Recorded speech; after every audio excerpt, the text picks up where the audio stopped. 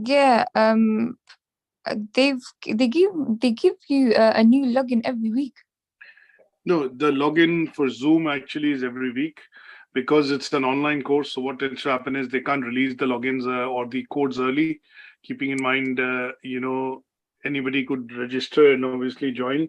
So in order to avoid any course learners or anybody joining in as proxy, that is why the codes are normally released, just about half an hour or in some cases, 10, 15 minutes before the start of the session. I think I don't have the login for the online website. For the website, okay. So if you don't have the login, my suggestion is if you send an email to my colleague Victor, he should be able to enroll you in, and I've sent you the email. This email would typically, Adila Ahmed, as you can see, you're the first student who was enrolled. So your email address is adilaahmed983@icloud.com. So you should have had email which basically tells you your username and also a password. Password normally comes in from the system, and it comes in and displays in your email as IT admin. So it could come in from the system and can go into your junk or spam mail. Sometimes can get into your junk and spam mail. Now, if you know your username, you can actually just go in and reset your password. Should you forget it, do you know your username? Does it come by the UK Versity, the email? Yes. Okay. It'll come in from IT admin. So basically what will happen is if you know your username and if you do forget username or password and you write either your username or your email address, that should send it to you pretty much instantly. It is instant. It is not that it is going to take a bit of time.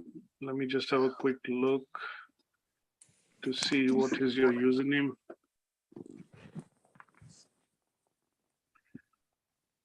So your username is Adila, and then that should allow you to reset your password. So if I do it offline, that it is going to take a bit of time. So just set it offline. Give me 1 second.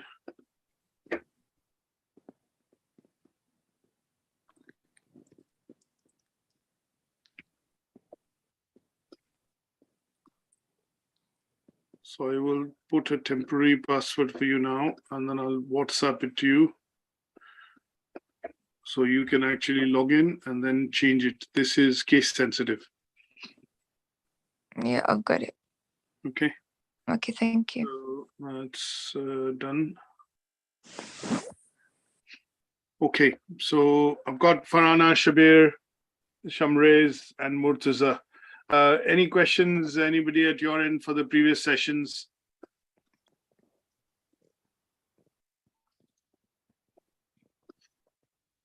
So what we're going to do is obviously I will start the session, and as learners join, and they can join, but let's start off. So today what we are looking at doing is basically looking at covering the additional learning outcome, which is basically related to what is called the accounting side of things. And in this case, we are looking at studying, be able to apply some of the accounting principles to be able to interpret data. So when you look at financial statements that we discussed last time, let me just press and resume recording. So thanks everyone for joining today. We're going to be looking at, studying the learning outcome 3, which is basically a follow-up to the learning outcome 2, which was to discuss the importance of accounting. But now that last time, as you recall, we have discussed things like what is accounting, why is accounting useful, why is it used for business or by businesses and organization, what kind of financial statements are produced, and how do these statements actually help in decision making. Now, this is what we studied in learning outcome 2 last time. Now, in learning outcome 3, we are going to be looking at applying some of the learnings that we have had, from the basis of accounting that we looked at, ratios. We looked at some of the financial statements, like anybody recalls what kind of financial statements we talked about? So we talked about statements like balance sheet, profit and loss account, cash flow statements, and appropriated earnings statements that we talked about. These are statements which are produced by people working in finance, admin, accounts department, and they are produced to be able to provide the accurate picture of the finances of the company, the money coming in, the money going out, expenses, income side of things within the company. Now, once these statements are produced in Learning Outcome 3, what we need to be able to learn is how do we interpret these statements and make meaningful conclusions out of it. So when you look at a balance sheet, what kind of data you get from the balance sheet, what kind of inferences and interpretation can you do when you look at a balance sheet of a company. So we are going to look at some of these things today. We also looked at understanding the basic types of ratios. There are 4 or 5 basic types of ratios that we discussed last time. Again, in terms of understanding, if anybody recalls, in terms of what kind of ratios we looked at discussing last time.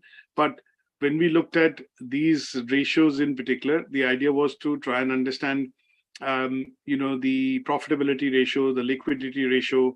We also looked at, so the ratios in particular are of 16 different types.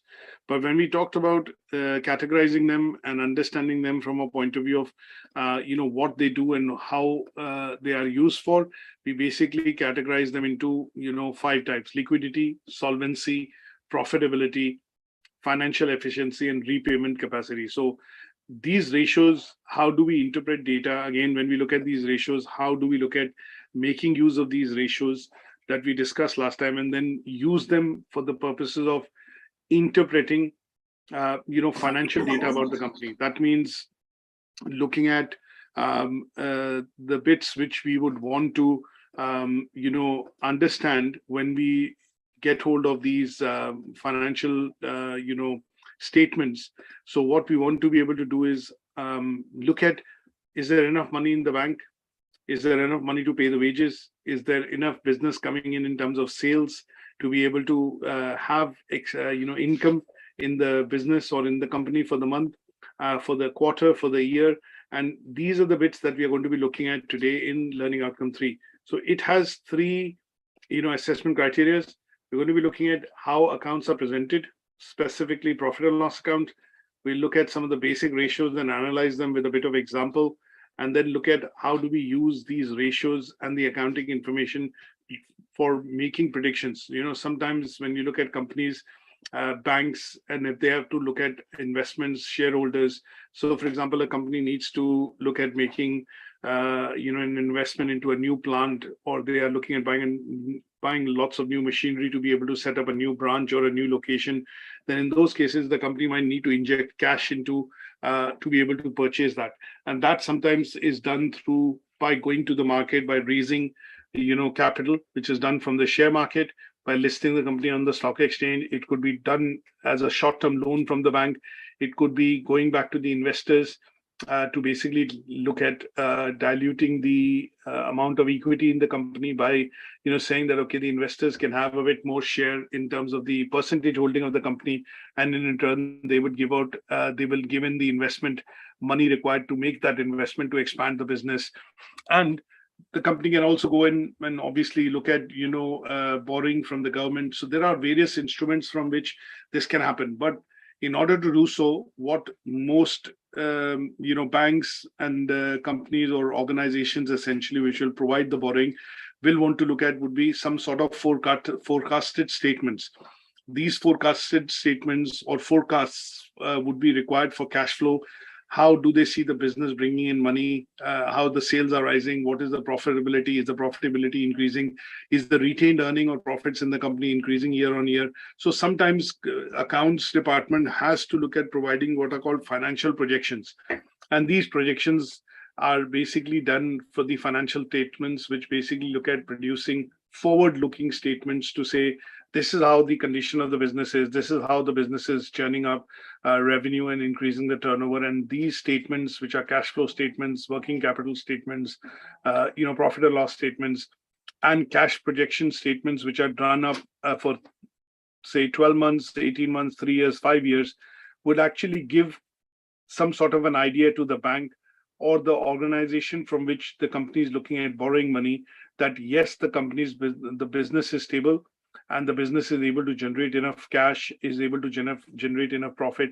And those are the bits that we will look at in terms of the analysis in particular that we talk about, for, the distinction criteria, which is there, which is 3D1. Now, in that, we'll be using these financial statements, and we'll also be looking at understanding some of the ratios in a bit more detail, because they are although categorized in 5 different types: liquidity, solvency, profitability, financial, and repayment capacity. But we will look at some of the other details of some of these ratios which are used in order to interpret and get a proper interpretation of how the cash and the movement of money or generation of income is happening within the organization.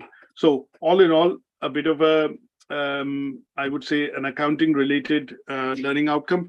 And again, if you see the first learning outcome, the second learning outcome was know the importance. That means this was theoretically understanding what are financial statements, importance of accounting, and how businesses use it, what kind of financial statements are produced, and things like that. Here, you are required to be able to apply the knowledge that you've gained by understanding those statements and financial ratios. So here we would be looking at, taking up examples wherein you'd be required to interpret, say, a cash flow or a profit and loss account for the company, and that would be done by taking up an example. So we will look at creating a bit of a projection statement on an Excel spreadsheet, and I'll show you as we go along when we discuss some of the objectives which are to be covered in this, let's say, the learning outcome 3.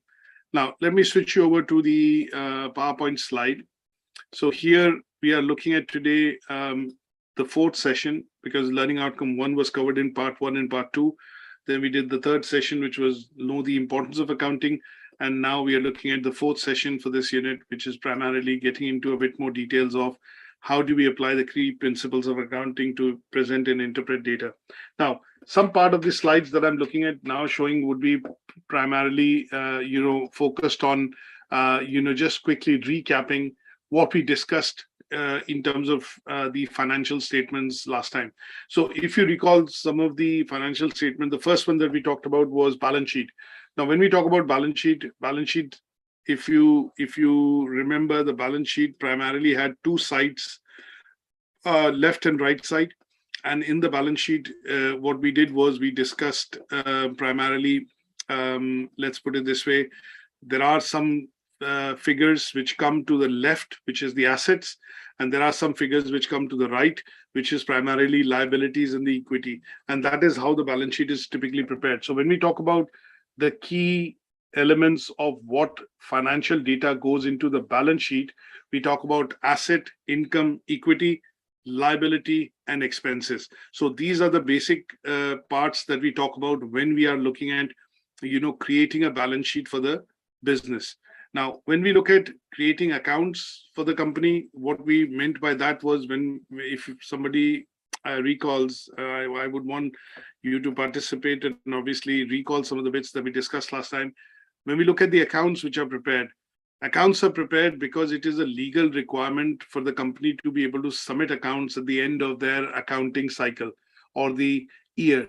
So some companies have their accounting year from January to December, but the HMRC year in the UK is from 5th of April to 4th of April. And that is where most companies, would typically look at submitting, say, for example, as individuals, we are required to submit our self-assessment tax. If you're working as self-employed, companies normally provide you a P60, a statement of what you've earned throughout the year while working within the company. And that's a form that you receive from the accounts, which is called the P60. And in some cases, depending on when the company was incorporated, the company would then a year down the line, compile its accounts as balance sheet and profit and loss accounts, and they are then submitted to Companies House for the purposes of audit and record purposes. That how did the business do, what is the corporation tax due, and things like that. Now, when we talk about the balance sheet, one of the key things that we talk about the balance sheet, as I showed you, was that on the left-hand side you have the assets, you have income, and you have equity. On the right-hand side, you have liabilities and expense. Now, if we have to look at classifying what are asset if you recall, the literal meaning of the word asset is something that you can use to sell.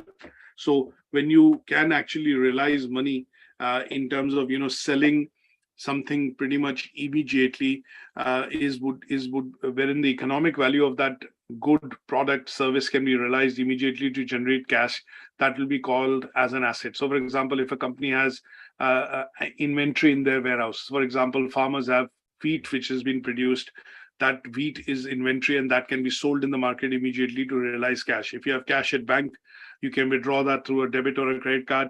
That is asset.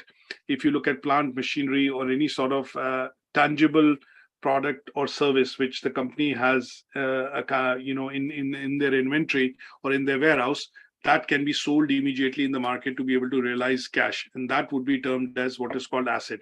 Now, when we talk about current and current assets, and when we talk about non-current assets, assets can be classified into these two types. Current assets could be cash, that means something which is immediately available, cash, and other assets like plant machinery, inventory, which can be sold and converted to money, physical money within the year, would be termed as what are called current asset. Now when we talk about non-current assets, what we mean primarily by that is anything which primarily the company holds, but it holds from a long-term investment point of view, and it is not easy for the company to convert that into cash immediately or quickly enough, and that these kind of assets would be termed as what are called non-current assets, and they could be fixed assets. For example, if the company looks at selling land on which the factory and plant and machinery are built. Now, land sometimes can take months, weeks and months, and even years to sell, because if it's a large plot or a large area of land and the company has to look at selling it, then it will mean that this is something which is a non-current asset, because it requires a lot of time for it to be able to convert it into cash, or easily cannot be liquidated to meet its short-term commitments for expenses. Like if the company has land on its balance sheet and it is looking at paying wages next month. Now, can the land be sold next month to realize the money in the bank and then pay the wages? Probably not. So in this case, it cannot be readily converted or liquidated to be able to make available cash to pay for expenses, invoices, wages, and that is why these assets will be called non-current assets. Now, when we talk about liability, so the right side of the balance sheet is generally liability. Now, what is liability? Anybody, in terms of what is liability? What does liability mean? Any idea? So when we talk about liability, what we mean is that you are basically liable or responsible for something. That means you are basically liable for, say, for example, making the payment for an invoice. If the company has placed a purchase order and, a company has, the partner supplier has actually provided the goods or material in return, then the company is liable to pay that invoice. And this is basically termed as debt. That means you will have an amount which will become payable at the end of the credit period, if there is a 30-day credit allowed, or a 7, 10, 15-day credit allowed, with the, say, for example, with the supplier. Now, you would know on the invoice that you would be required to basically have that paid, and that would be termed as a debt. That means something that you are owed, you are going to pay, and all businesses take on liabilities in order to operate and grow. So if you have employees working within the organization, you pay them at the end of the month. Now that is a liability which the company has, because the company has promised to pay you wages because they've employed you on a contract. So there is a contract. If the company doesn't pay you at the end of the month, you can actually take the company to the ACAS or the court to say, or sue them to say that, okay, my wages have not been paid. So liability accounts tend to be debts which the company owes to third parties, creditors, suppliers, or anything which is payable in terms of short term, because they've received the goods and services, from a supplier partner, or say, for example, a bank. Or if you have credit facility at hand, then people who work and have, or suppliers or partners who work for you and have provided goods and services, then you are liable to pay them at the end of the month once the invoice is raised or the credit period is over, and that would be termed as liability. Now, what do you mean by equity? we discussed equity. Equity basically means that when we talk about equity, it is basically a value of the shares of the company. So when a company is formed, you are under company's house, generally shares are issued. So if there is one director of the company, you might issue the company with one share. But if you bring in another director, or somebody joins the business and they also become a director and shareholder in the company, then you might want to split the shares and you add another share, or you split the shares into 0.5 and 0.5. So generally, anything which is related to shares issued by the company would fall into something called equity. So here, the claims which the owners can make against the asset of the company would be termed as what is called equity. So equity is generally equal to total assets minus total liabilities. So it is the difference.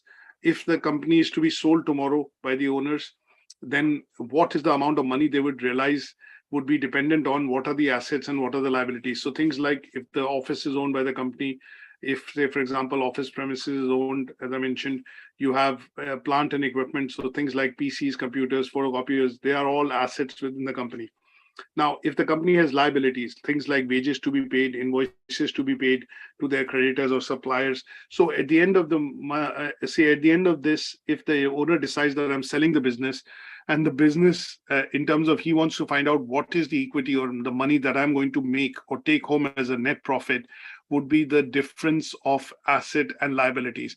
So things, when they are sold off to the other company, things like PCs, computers, photocopiers, the office premises, in inventory, cash at bank, they'll all be added together. And any liabilities would be a sum total of wages, invoices, pending, let's say, payments which have to be done to partners and suppliers, rent, electricity, any sort of utility bill, they'll all be added. The difference between the two, what is the equity, which is what the owner or the director of the company will essentially end up taking. Now, we talked about income statements last time. When we talked about the income statements, we basically looked at, what would be the sources of income for the company. Sources of income for the company, or the business tend to be, coming in from sales, invoices, receipts which are generated, or money which is being received from the directors, if they are injecting capital into the organization, and they would be looking at, income. Expenses tend to be any sort of, expenses which the company is actually looking at incurring. And these expenses tend to be, wages, utility bills, administration charges, rent. Those are the bits which normally would be termed as, expenses. Now, when we look at drawing up income statements or balance sheet or, cash flow statements, generally you would always see that the balance sheet always balances out. That means the sum total of assets is always equal to sum total of liabilities. And this is something that we look at in the case of, accounting. Now, when we look at double entry, have you heard about double entry in accounting? What is double entry in accounting or bookkeeping? Now, what happens is that every transaction that you record in a balance sheet or in your profit and loss account generally has a corresponding entry in on the other side. So, for example, if you are making a debit, then there would be a credit to another account which will be done. So if you have a credit card, or say, for example, if you have a debit card and you are basically buying something from the market using the company debit card, you go in and you basically buy stationery from the market. So what does happen is you paid for that particular stationery by using a company debit card. When you come back, the accounts department would create a entry of that to match it in the by issuing an invoice that, okay, this is the invoice or the receipt that you received. So the receipt would essentially be the invoice or the invoice that you've received for buying that product. And in order to pay for that product, you basically made a debit in your accounting side. So every transaction that you do on the accounting side has one debit and a credit to the other account. And sometimes this is called what is called double entry book, in the accounting system. So here, double entry essentially means that every transaction is recorded in two accounts, a debit account and a credit account. So if you buy something, you're basically debiting the account, and obviously you're gaining the stationery which is coming in as inventory or asset within the organization. That will be a credit to the other account.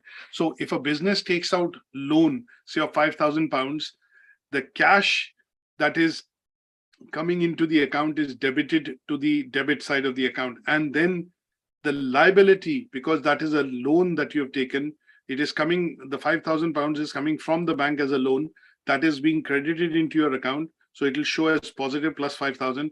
But because this is a loan that you've taken, and at some stage this loan has to be repaid back, entry of the loan, which is £5,000, will also be made on the liability side, which is to show that the company now has a liability of £5,000. So this is where double entry method is used, because it relies, or basically looks at, relies on the two sides of accounting to make an entry to maintain the financial information. So each entry requires a corresponding opposite entry in a different account. And a simple example of that for you to understand would be the example that I've given. When a company takes out loan, you basically get £5,000 in your bank, but on the subsequent side, on the balance sheet, the £5,000 entry is also made as a liability, because unless the loan is fully repaid back, what will happen is you will have to debit that to your liabilities account, because it's an outstanding liability which the company needs to pay at any given point in time.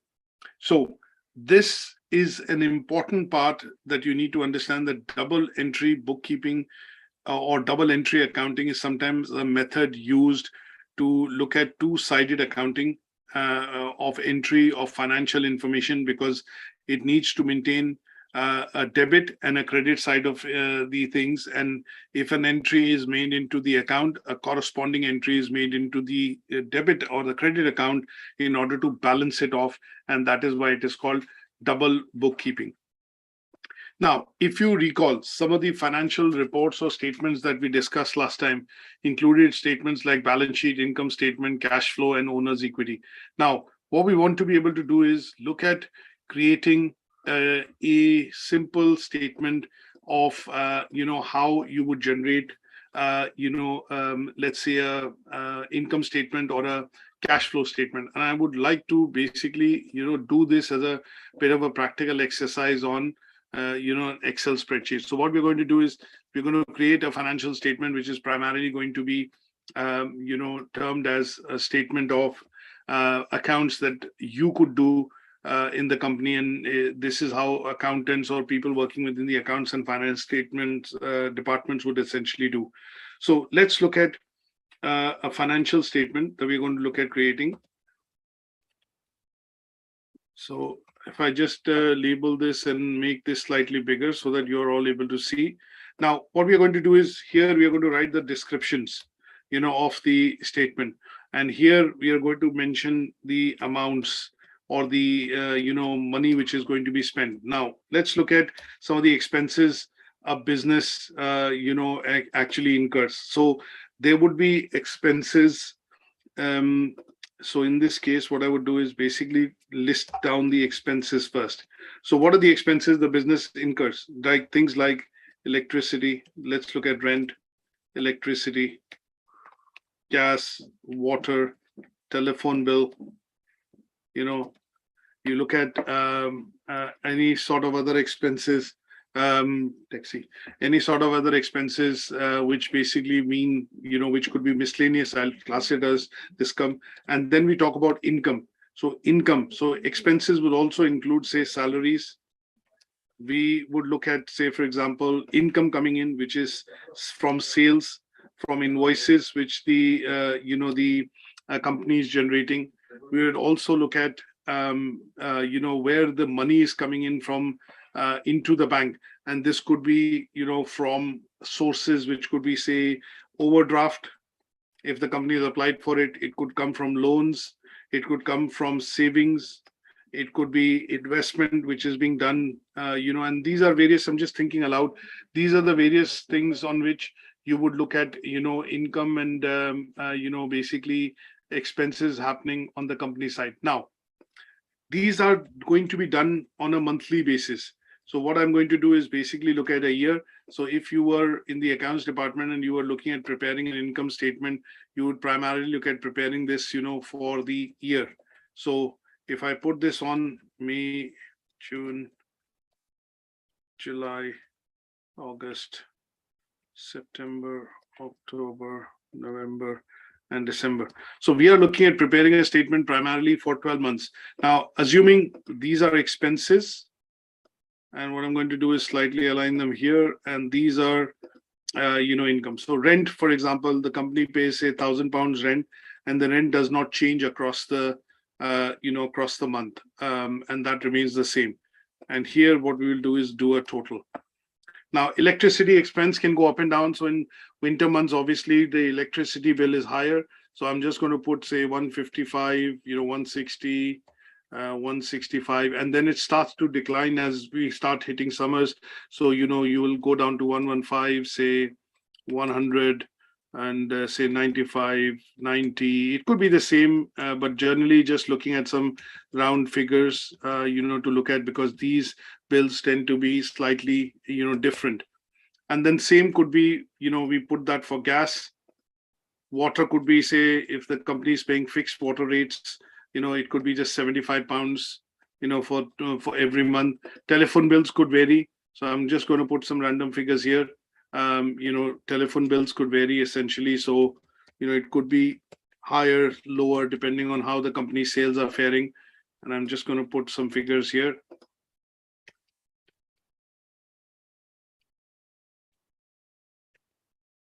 And then salaries. Now, depending on if the employees in the company remain the same, and assuming the salary outlet, is pretty much the same across the year, I'm going to put this right that. Now, if the company pays certain bonuses in the year, that some of the expenses or the wages could be slightly higher in certain months. And then for miscellaneous, I could add zero. In some cases, there are some expenses, like if there is an entertainment expense, if the company has an annual Christmas dinner, so some expenses are there in certain months. Now, how do we offset these, essentially, when we talk about, how the company is actually earning the money? So in terms of income coming in. So here, what I would do is I've drawn up monthly totals, which the company is spending. And here, what I would do is basically draw up the totals on an annual basis, which the company is spending. So the annual outlay for the company in terms of expenses is about 179,000 or 180,000 pounds. Now the sales. Now if the company is doing sales of 1,500, say 2,500, in increasing sales, I'm just mentioning some figures here. What we need to be able to do is see whether the company is making enough money to be able to pay off all these expenses, in certain months. So this is, say, a bumper month wherein Christmas sales. So the company does bumper sales. Now, any invoices which the company issues, I'm assuming the invoices if the company is issuing the same, any overdrafts. So in certain months, the company might take an overdraft, from the bank, and that would be, I'll put it right now, and there are no loans that the company has. The savings in the company say 250,000, and the investment, the company is not making any investment at the moment. So if it does any promotions, for example, that will come under marketing expenses. If the company is spending on advertising and other bits, so I would say 250, and then just put it like this: the company does, say, internet advertising. And here, if I now total this up, what we want to be able to see is what the company is essentially making in terms of monthly basis, and what the company is actually spending on a monthly basis. Now, as you can see, the total expenses the company has and the total income which the company has, you would see is 674,000, and the company's outlay in terms of the spend that it is doing is 181,000. So if I have to calculate now net profit the company makes, what I can do is basically subtract the total income minus the total expenses, that is 492,000. Now, because the company had savings of 250,000, which has been put up here, as you can see, So what I need to do is, if I need to find, this is the gross profit, that means income minus this, but the company has already got savings of 250,000. So if I have to find out now net profit, so if I look at now finding, say, net profit, because the savings are already in the bank, I cannot calculate that again. So what I'm going to do is, from this value, deduct the money in the bank already. So as you can see, the company has made a net profit of 242,000 across the year. Now, this is a simple example of an income statement which we have drawn up for a hypothetical company by looking at taking into account some of the the heads or the expenses and income which are coming into the company. Now, this is how generally you would see the statements being prepared by accounts / finance departments. So here is where we look at the idea of how these statements can be useful. Now, if at the end of the month one of the directors wants to find out that, okay, what is the income and what is say, for example, the company profit the company has made, I can do a simple calculation by looking at combining sales plus invoices which have been issued minus the net expenses, and that would give me a figure that, okay, this month the company is actually making a net loss of 10,700. That means in order to pay off salaries and some of the other expenses, the company would need to go to the bank and take an overdraft of, say, at least 10,700 to break even. So these are bits which the company and the accounts information can provide to us when we look at different types of statements like balance sheet, profit and loss account, income statements, and cash flow statements. Is that okay? Is that understood? Right? Is that understood? Because what I would want to do is basically make sure that everyone understands how income statements are prepared, so that you are able to then understand how interpreting of data can be done by using these statements when you have them in front of you. So just to summarize in today's session and our discussion with regards to what we've discussed and what we need to understand is that we need to be able to interpret information which is coming from financial statements, and that is something which is the most important part. So when we look at profit and loss account, the money coming in, money going out, when we look at the cash flow and income coming in and expenses being done, or what are the various sources from which money is coming in, by sale of inventory, by looking at invoices, by looking at sales and providing goods and services to customers. And then we can generate some of these statements which can be utilized to interpret data, at our end. And that helps us conclude, this particular learning outcome, which is to understand how do we use, the financial statements to interpret data which is meaningful for us to be able to make decisions, whether you are in the management, whether you're on the director board side as a director, or if you are a shareholder or investor within the organization. Now, at this stage, what I would like to do is obviously take any questions if you have, so that we can then, bring an end to this particular session. So any questions at your end, Adila? Any questions at your end, Shabir? No. Any questions, Farhana? Murtaza? Ravinder? Haider? Shamrez, you've just joined, but just any questions at your end? You'll have to go through the recording. And Mudassar, any questions at your end? So here, what I'm going to do is now basically make available, what are called 1 or 2 examples that you are going to be able to read through on Moodle. And these examples will essentially allow you to, use them for practical purposes and see how you can actually, get information from an income statement, from a profit and loss account, and from a cash flow statement. So that is where I would say that we will stop for today, because that helps us cover the learning outcome 3, which is understand and apply the principles of accounting and be able to use them to interpret information from the financial statements and some of the basic ratios. So if you have any questions, you can always obviously send that in to me at litc@ukversity.co.uk, and I will see you tomorrow, in which we will discuss the 4th learning outcome. Thanks so much for joining, and I'll see you tomorrow. Bye. Bye for now.